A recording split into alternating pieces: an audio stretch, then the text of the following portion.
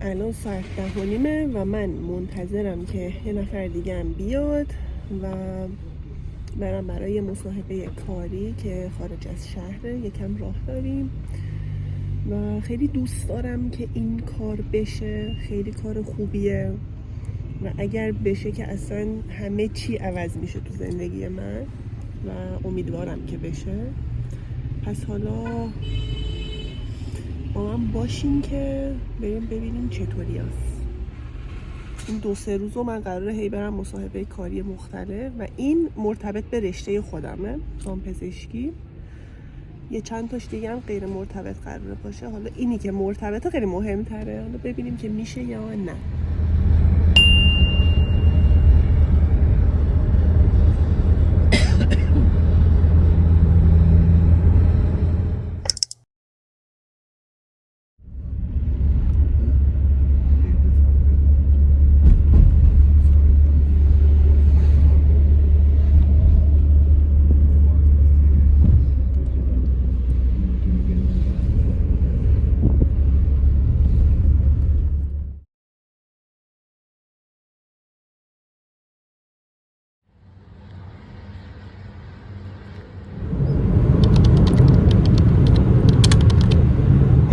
شنبه است و من میخوام بگم این هفته کاریابیه واسه من.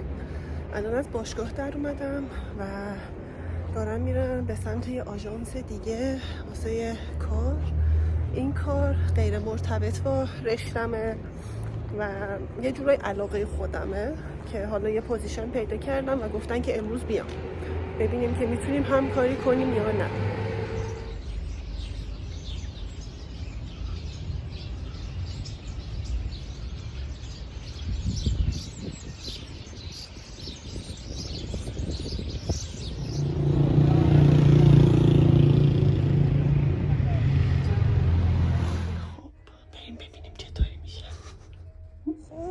فرم پر کردم. بعد حالا راجع به تایم کاری و اینا صحبت کردیم. جاش خیلی خوب بود، من دوست داشتم جاشو، محیطش قشنگ بود. حالا ببینیم که چی میشه.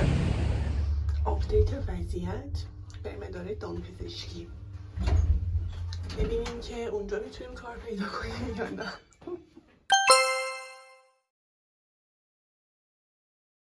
یه هفته گذشته از اون ویدیوهای اول من، ولی قرار بود که تو یه هفته برم اداره دامپزشکی، نشد. امروز اومدم، امروز شنبه است. بعد اومدم واسه کار که حالا یه سری صحبت ها کردیم و قرار شد که اصلا برنامه عوض شد کلا، که حالا تصمیم بگیرم که میخوام چی کار کنم. خیلی سخته این پروسه کار پیدا کردم به خدا.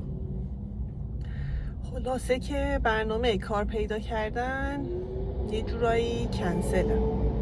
احتمالاً بخوام که خودم کار خودم رو راه بندازم و اونم وابسته است به یک سرمایه خوب و امتیاز که منتظرم شماره نظامم بیاد ببینم که چطوری اوضاع امتیازات، چقدر هزینه میخواد، قضیهش چطوره، کلن کاراشو انجام بدم که ببینیم چطوری پیش میره. فعلا بعد از دانشگاه ریزنمراتمو بگیرم، هم قابل ترجمه هم غیر قابل ترجمه.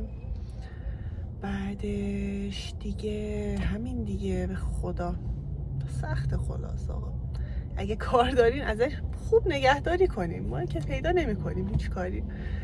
کارهایی هم که پیدا کردم فعلا مشخص نیست. حالا تو ویدیوهای قبلیم هستش که یه جایی رفتم واسه کار و کار اداریه. من خیلی محیطش رو دوست داشتم، خیلی قشنگ بود. واقعا جز تنها اداره‌ای بودش که من خیلی با محیطش حال کردم و اونا هم خبر دادن که فعلا تا چند ماه آینده استخدام نداریم، ولی رزوممو گرفتن، همه چیزو گرفتن ازم و اینطوری بودن که خب از نظر حالا رزومه که قابل قبوله واسه ما این چیزا رو میخوایم و اوکیه برامون. اما اینکه حالا کی بخوان جذب داشته باشن، استخدام بکنن یا نه، و یه دونه مصاحبه قرار باشه اونجا حضوری و به زبان انگلیسی که بعد تا موقع زبانمو تقویت کنم. من اینطوری هست دیگه. خلاصه ببینیم که چی میشه. فعلا